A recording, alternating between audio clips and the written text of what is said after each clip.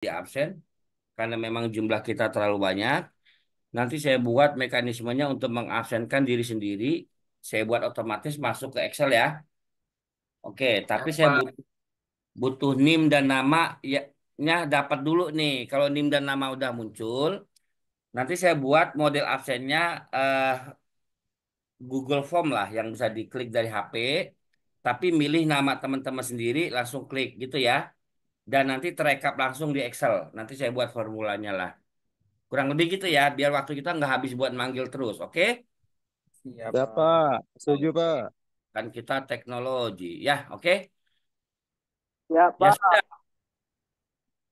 Yang belum sabar, pokoknya 1 sampai 3 selama mengaku hadir nanti saya hadirin lah gitu ya 1 2 3, oke. Oke teman-teman layar saya udah kelihatan ya. Ah, Udah, Pak. Udah ya, Pak. Pak. Oke, kita lagi mau bicara soal soal kenapa ada musik ya? Oh, tuh. Oke, perkembangan komputer. Saya rasa teman-teman apa ya sudah paham lah tentang perkembangan komputer. Jadi komputer itu pada dasarnya adalah alat pengolah data lah ya, alat manual, manual device atau alat mekanik, mechanical device, alat mekanik elektronik, elektronik mechanical device dan alat elektronik electronic device. Oke, teman-teman ini dulu itu kalau kita lihat, eh saya rasa teman-teman paham lah abakus ya, udah tahu abakus ya. Oke. Jadi berawal dari abakus ini kan alat buat hitung lah ya. Di sini nanti saya sertakan link juga. Kalau teman-teman lihat, Skill how to use an abacus because ya, as a business owner, if there is a zombie apocalypse outside and everything has gone. oke, bagaimana abakus berfungsi itu ya untuk alat sebagai alat perhitungan. Ini belum ada kalkulator nih zaman abakus gitu ya. Oke. Nah, seiring perkembangannya Abakus ini kemudian berkembang menjadi Signcard kalkulator. Jadi teman-teman, kalkulator kita dulu itu kayak gini nih, gitu ya. Kalkulator kita dulu itu kayak gini, gitu ya. Oke, kalau kita lihat, kita coba lihat bagaimana dia berhitung. Saya coba perbesar ya. Which was invented in 1623 by Wilhelm Schickard. The algorithm for calculating square roots is based on the first binomial formula. And I want to show the calculation of a square root with an example. Oke, kita lihat contoh dulu beberapa. Kita nggak selesaikan ini sih ya. Videonya nanti bisa nonton sendiri. On the left side of the adder. And let's see how the calculation works. When calculating square roots, 2 digits in the adder always correspond to only one result digit because 10 squared is 100 and the root of 100 is 10. Okay, Oke. 13 in the adder. Kurang lebih begitu teman-teman ya. Signcard kalkulator. Lalu mulai kalkulator ini berevolusi menjadi sekarang mesin penghitung The Colmar. Bukan sekarang. Dari Signcard kalkulator ini berkembang menjadi mesin penghitung komersial. Kurang lebih ya gambarannya juga kayak gini nih, gitu ya. Nah, ini jauh sebelum ada kalkulator teman-teman, gitu ya.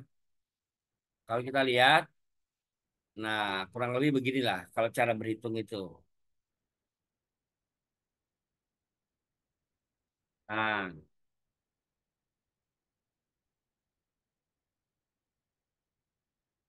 oke. Nah, saya coba next dulu materi ini. Nanti teman-teman bisa tonton sendiri videonya. Ini durasinya 3 menit ya. Oke. Nah, ini yang nanti yang mau saya tunjukkan lah ya. Oke. Lalu berubah menjadi Babagus Analytical Engine, teman-teman. Ya. Babagus Analytical Engine. Oke. Nah, di sini saya mau coba perlihatkan dulu bagaimana canggihnya alat hitung yang dulu nih. Oke. I'm going to tell you the story of the man, Charles Babbage, his machine designs and how this Saya coba percepat omongannya sampai pada cara berhitungnya lah. Nah, ini ya. Oke, kita coba lihat. Oh, kasus soalnya kayak mana ya? Saya coba lihat dulu. happening and come back here. So let's just make it Oke. move. Nah, teman-teman bisa bayangin bagaimana alat ini bisa bekerja. Tuh coba.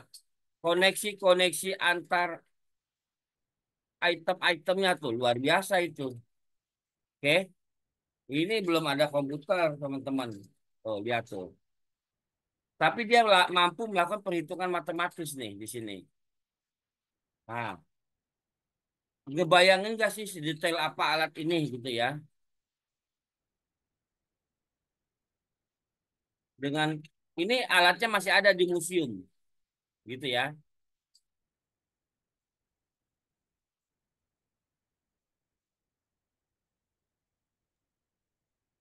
Melihat hasil hitungannya dari mana itu, Pak?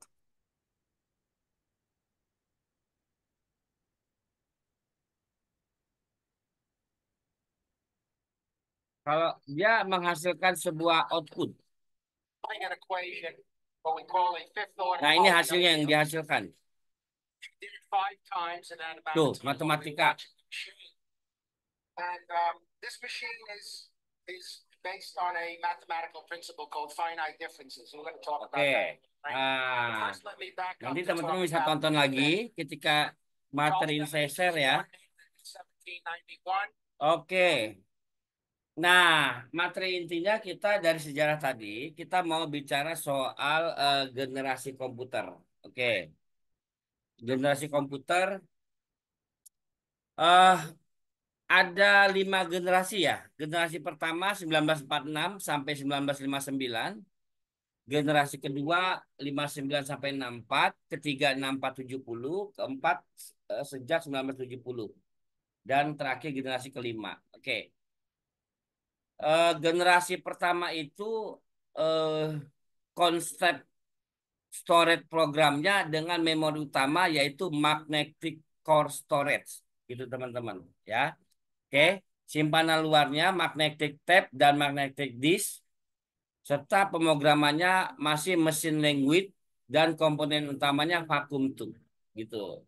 Kalau ada hal-hal yang belum teman-teman pahami karena masih ada istilah-istilah baru, teman-teman sementara terima dulu aja gitu ya. Karena sebenarnya beberapa istilah nanti kita bahas pada pertemuan kedua lah, gitu ya.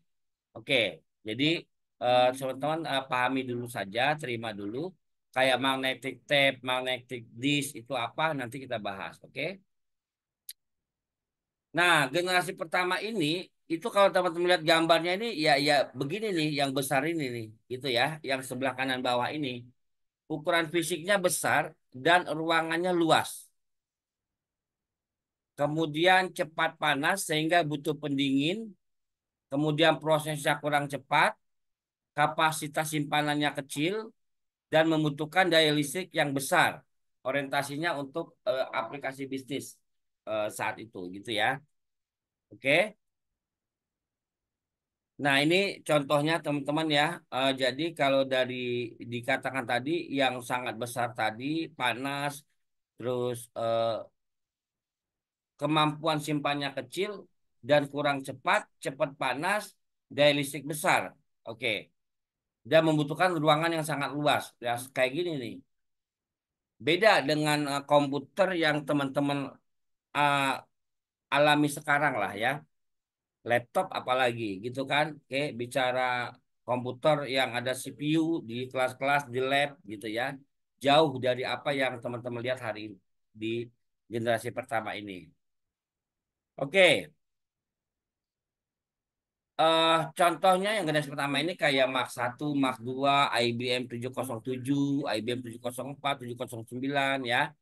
Nah, IBM ini International Business Machine gitu ya. Kemudian ada ENIAC, Electronic Numerical Integrator dan kalkulator. Ini nilai sangat besar juga, beratnya mencapai 30 ton, 1946. Kemudian ada EDVAC, Electronic Discrete Variable Automatic Computer, Ah, memori untuk menampung program dan data tahun 1946 dan UNIVAC 1, Universal Automatic Computer, komputer komersil pertama tahun 1951. Ini generasi pertama ya teman-teman ya. Oke. Nah, masuk generasi kedua 59 sampai dengan 64. Oke. Generasi kedua itu komponennya terbuat dari transistor, kemudian mulai menggunakan bahasa tingkat tinggi seperti Fortran, COBOL, dan algoritma. Oke. Hari ini algoritma masih teman-teman dapatkan.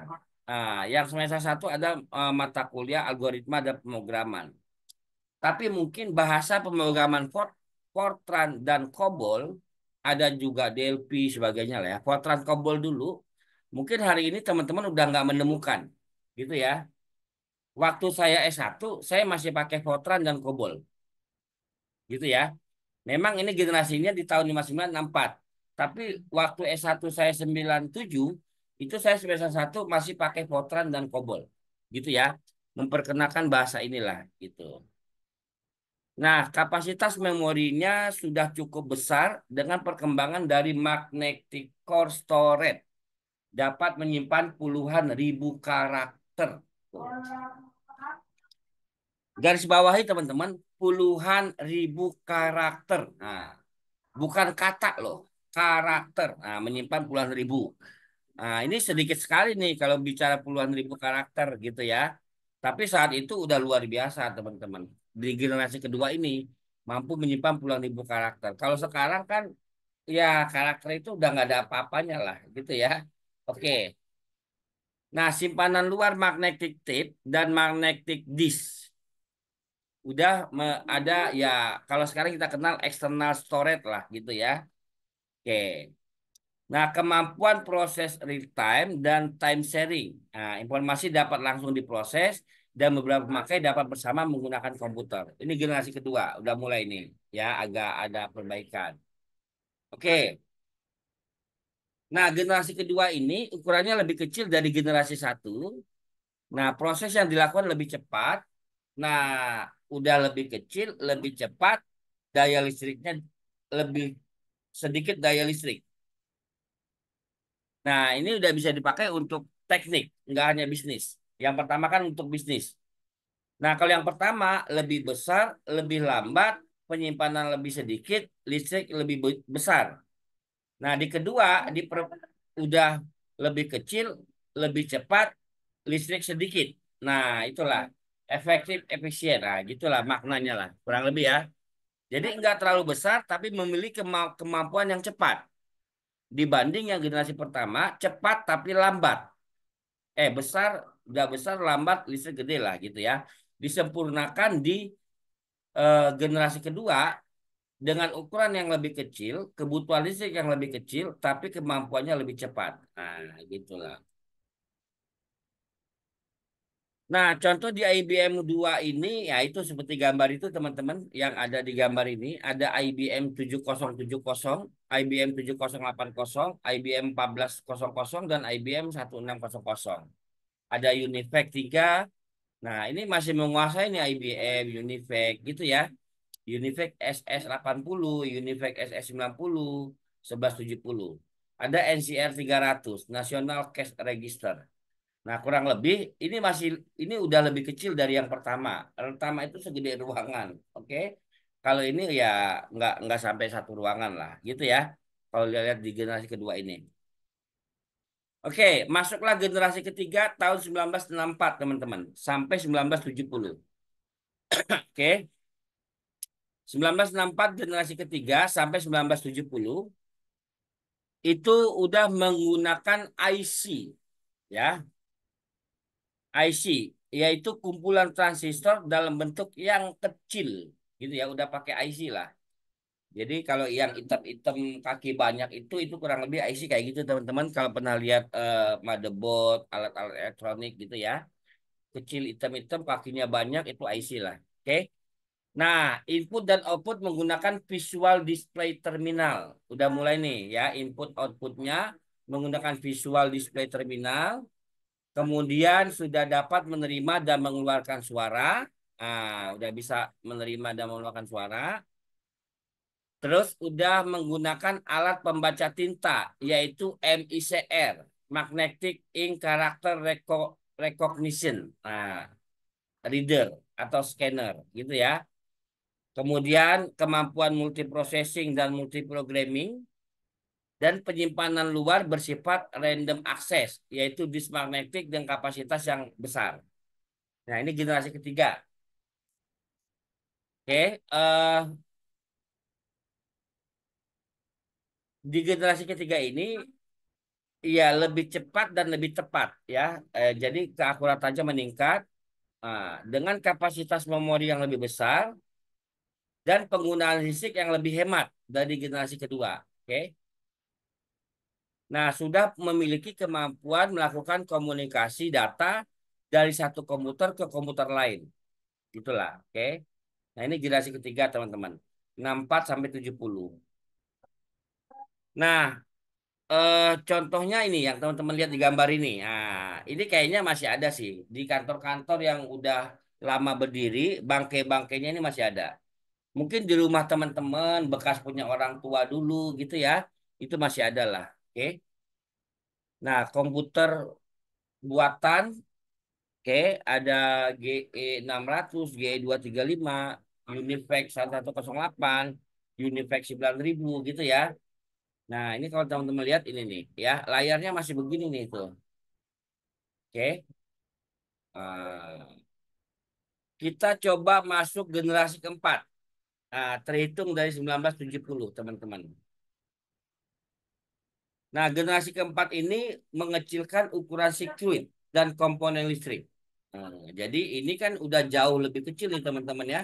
Oh, jauh kemana-mana nih, dari segede ruangan, segede lemari, sekarang bisa taruh di atas meja. Oke, yang ini. Nah, generasi keempat ini mengecilkan ukuran sirkuit dan komponen listrik.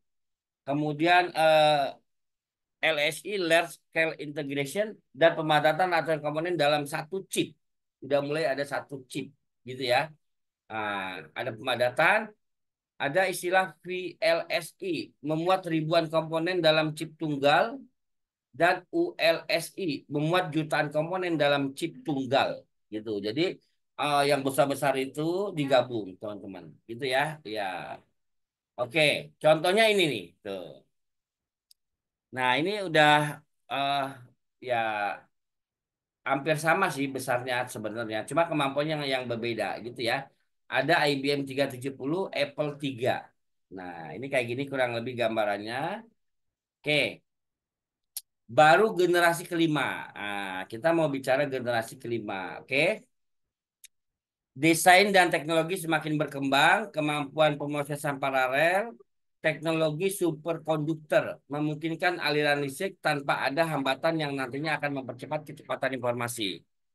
Oke. Kemudian menggunakan sensor, adanya artificial intelligence untuk mempermudah interaksi manusia dan komputer. Oke. Oke. Human computer interaction gitu ya, secara langsung. Udah mulai nih di generasi kelima. Oke ya teman-teman ya. Nah, generasi kelima ini ya udah yang apa teman-teman lihat sekarang lah ya. Oke, ini aja udah LCD nih teman-teman ya, LCD. Udah laptop, udah tambah ya begitulah di CPU gitu ya. Casing ya. Oke. Nah, ini yang sekarang ada di generasi di kita saat ini teman-teman. Oke. Nah, ini contoh generasi kelima lah, oke. Nah, ini kita lihat ini. Nah, ada tablet itu kan. Bahkan teman-teman pakai smartphone gitu ya. Oke. Nah, yang kita bahas organisasi dan arsitektur komputer itu adalah yang generasi sekarang kita alami gitu ya. Dan the future computer di masa depan. Oke. Teman-teman, kalau lihat perjalanannya tadi luar biasa, teman-teman. Bahkan kemampuan-kemampuan yang kemarin kita bahas nggak semua terungkap di pertemuan kemarin. Tapi kalau bicara fitur komputer, nah masa depan itu bisa jadi komputer kayak gini, teman-teman. Gitu ya. Handphone teman-teman sudah menjadi sebuah komputer. Gitulah. Oke. Kalau hari ini teman-teman masih bawa laptop, masih bawa komputer, bisa jadi komputer di masa depan itu semuanya terintegrasi di handphone, teman-teman. Ya, contoh misalnya yang udah mulai terjadi lah. Biasanya teman-teman bawa dompet, sekarang udah hampir jarang bawa dompet. Bawaannya cukup HP. Kenapa? Mau ngambil duit di HP bisa. Mau bayar di HP bisa. Bahkan kartu ATM aja udah jarang dipakai. Oke? Mau bayar pakai QR code. Mau bayar pakai transfer. Serba handphone. Gitu ya. Nah, bisa jadi yang besok itu komputernya diadopsi di handphone, teman-teman. The future komputer itu di handphone. Oh, layarnya kurang terang. Ada proyektor yang bisa dipancarkan dari handphone. Misalnya gitu. Kan mini-mini proyektor udah mulai keluar sekarang, teman-teman. Mini proyektor itu udah keluar. Proyektor seukuran kantong gitu ya. Nah, bukan nggak mungkin proyektor itu nanti menyatu di HP. Gitu. Bukan nggak mungkin. Keyboard. Ini contohnya nih, teman-teman ya. Nih, ada keyboard virtual. Nah, di mana handphone memancarkan ke meja dan itu bisa disentuh. Dan udah ada keyboardnya sekarang ini sebenarnya. Gitu ya. Nah, ini proyektor nih, mini proyektor. Gitu kan. Nah, alat ini terkoneksi dengan HP. HP memancarkan sehingga butuh layar besar. Keyboardnya. Kayak gitu lah kurang lebih. The future komputernya masa depan. Itu ya. Nah, contoh juga begini tuh. Layar laptop yang bisa dilepas, disambung, dilipat. Gitu kan. Nah, bisa jadi di HP juga ada teknologi yang bisa di itu ya. Itu sebenarnya dulu mah udah ada. Tahun 92 ribuan tuh masih ada gitu ya. Oke. Nah, ini contohnya layar. Nah, begini nih. Oke. Laptop dan handphone bisa disinergikan. Laptop dan tablet bisa disinergikan, teman-teman. Gitu ya. Tinggal dicantolin, tempel. Kalau teman-teman cuma butuh tabletnya aja lepas. Butuh handphonenya aja lepas. Kalau mau disinergikan nyambung gitulah. Di fitur komputernya teman-teman ya. Oke. Nah, ini eh, contoh lah. Bisa jadi bahwa majalah-majalah masa depan itu seperti ini teman-teman. Gitu ya.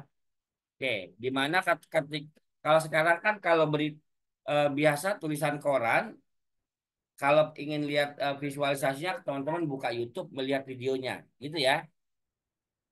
Nah, bisa jadi yang ke depan itu ya kayak gini. Jadi artinya buku yang selama ini teman-teman pegang sendiri itu udah buku digital, gitu ya. Udah seperti buku kertas, tapi dia mempunyai kemampuan dengan teknologi komputer lah, gitu ya. Oke, ini ada pulpen, ya kamera dan sebagainya. Oke, teman-teman, eh itu sejarahnya saja. Linknya nanti materinya saya kirim dan teman-teman video-video yang tadi kita skip bisa teman-teman tonton gitu ya. Nah, di sini kita udah akan touring musim komputer. Oke. Ah, ya udah. Di saya udah ajan ya teman-teman ya. Oke. Dia saya udah ajan. Teman-teman juga mungkin sebentar lagi akan ada yang menjalankan ibadah maghrib. Yang masih dalam perjalanan silakan selesaikan perjalanan dulu gitu ya. Seperti kemarin jam 6.15 kita hadir lagi mungkin untuk mengcover yang belum belum hadir gitu ya absennya ya. Nah, silakan. Tapi kalau yang masih sibuk ya silakan lanjutkan kesibukannya sambil mendengarkan gitu ya. Nah, kita break maghrib dulu. Oke? Oke Ya, ya. terima kasih Bapak. Saya sholat maghrib dulu. Ya, yang belum absen Di nanti di menit berapa, Pak? Kita ah, masuk laginya. Masuk laginya di menit berapa, Pak? di 6.15 Pak. 30 menit kita break ya. Baik, Oke, Pak. Pak. Siap. Oke. Nah, Zoom-nya nggak saya tutup ya, Pak. Bapak mau di sini boleh. Konfliknya gimana Pak tuh Pak? Saya Oke. tadi belum absen Pak. Di 6.15 kita maghrib dulu ya. Kan nggak bagus juga lagi maghrib kita belajar gitu ya. Oke.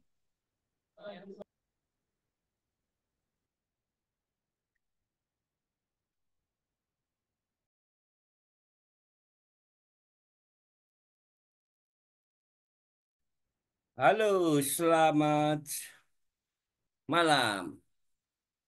Kan, Selamat Pak. malam Pak. Oke, sudah maghrib semua ya. Bawa. Ah, Adakah yang baru hadir belum absen? Tapi ini agak banyak nih ya di sini yang saya bingung di sini yang belum ada sama yang absen doang gitu ya. Nanti saya cross check. Terus kemudian saya mau ambil sesi foto dulu sebentar ya. Jadi kita ambil di tengah saja. Saya lihat ini jumlah paling banyak 73 orang. Oke, silakan yang mau open cam. Aduh, Pak ada Nofri, Pak Endar, ini aduh luar biasa nih Pak Yegi, Pak Ade. Izin Pak Oke, lagi perjalanan dinas ke luar kota sih Pak. oh gitu ya. Oh, semoga. Ya, kita ambil screenshot dulu ya, Pak. Laporan pertemuan kita. Iya, silakan yang open cam. Ada 3 layar, saya tiga kali ngambil ya. Oke, yang pertama 1, 2, 3. Ya, oke, sebentar. Oke, oh 4 layar nih sekarang ya. Layar kedua 1, 2, 3. Oke, layar ketiga. Oh, layar ketiga Pak Gali, Pak Saifuddin ya. Silakan yang open cam. Saya tangkap aja ya. Layar keempat. Ketiga ya, layar ketiga. Dan layar keempat.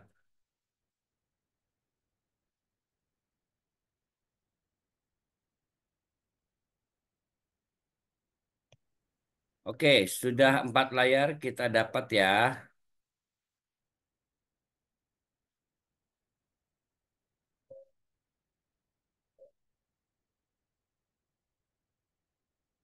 Oke.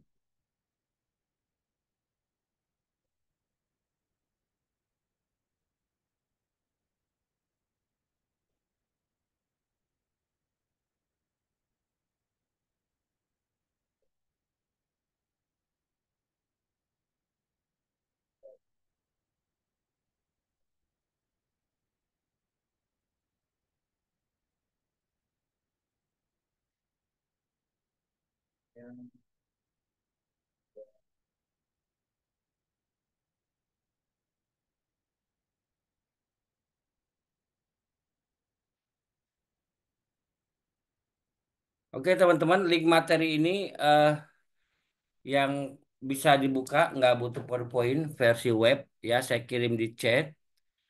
Kemudian eh, di grup WA juga nanti saya kirim sebentar ya. Sama nanti saya masukkan di mana ya?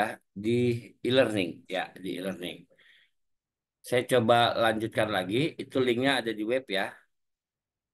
Saya coba lanjutkan.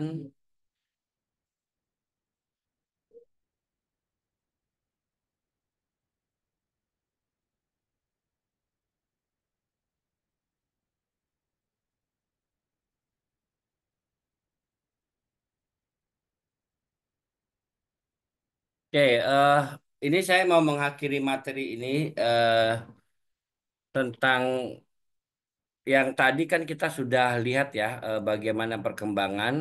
Tapi nanti di link di slide yang saya kirim ke teman-teman juga saya ada kasih satu link untuk melihat apa ya laboratorium museum komputer ya, museum komputer gitu ya. Jadi seperti yang kita demo-demo tadi, yang saya lihat demo tadi, itu kan dari gambar ya. Nah, sebenarnya kan museumnya ada nih sebenarnya. Cuma kan kita nggak mungkin ke sana. Dari link sini tadi, teman-teman bisa lihat lah, oke? Eh, ya tour tour lah, tour online ya, tour online. Oke, kalau teman-teman bisa coba lihat bagaimana komputer generasi ke generasi gitu ya, termasuk Dari abakusnya sendiri bisa teman-teman lihat gitu ya. Nah, dari link yang kita kasih tadi. Oke. Nah, nanti teman-teman silakan saja coba ingin melihat-lihat kita lakukan virtual tour. Nah, seperti apa yang model-model eh, temuan-temuan zaman dulu ya. Oke. Nah, kemudian saya coba kirim link dulu ya teman-teman ya. Saya kirim link lagi ke grup WA. Oke, saya kirim ke grup WA.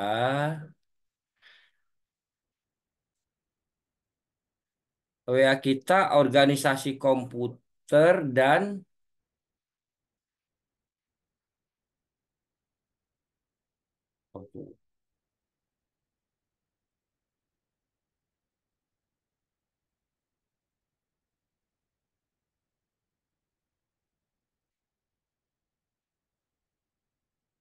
organisasi komputer ya. Organi, saya kebanyakan WA nih.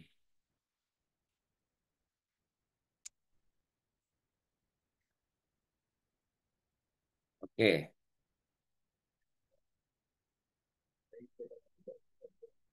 Nah, itu udah saya kirim ya teman-teman ya.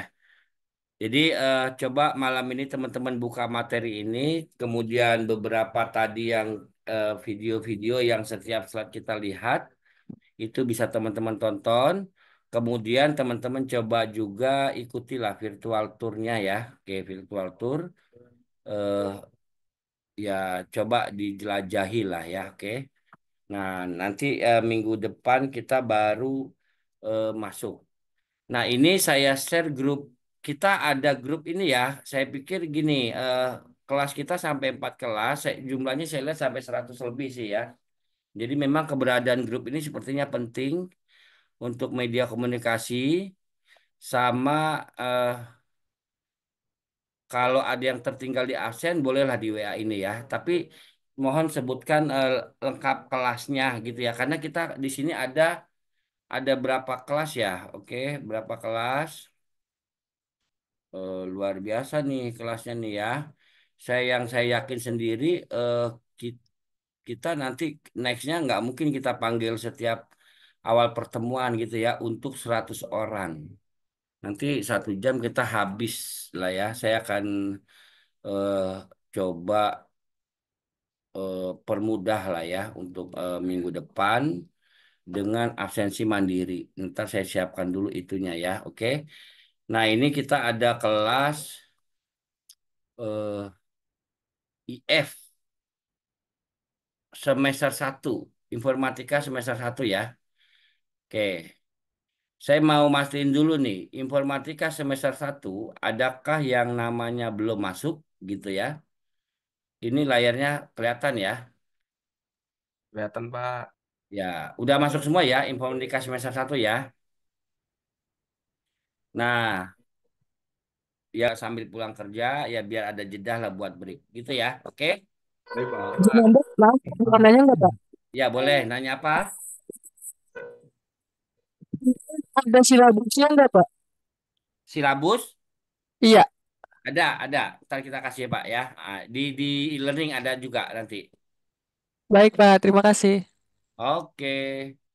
Oh, kenapa saya masih buka Excel ya? Oke, kan lagi ngobrol kita ya. Oke.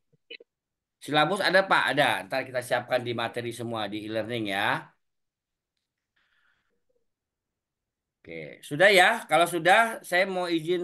Ini ada Ahmad Dedi Koirinas, Pak dari TI. Oke, Dedi Dwi Safidin. Oke, ya wis. Ya,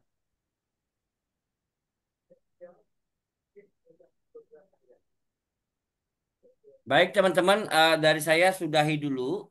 Yang teman-teman mau meninggalkan Zoom dipersilakan. Yang masih merasa belum absen, eh, silakan nunggu konfirmasi di sini langsung.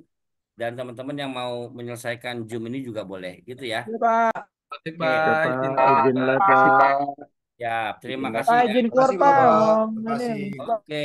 Izin lah. Makasih, Pak. Ya, Izin. Kasih sama-sama. ilmunya hari ini Bapak. Makasih, Pak. Makasih, Pak. Ya, Terima kasih Pak. Makasih banyak, Pak. Pak Ahmad Deddy Khorinas semester 1 ya Pak TI ya Pak.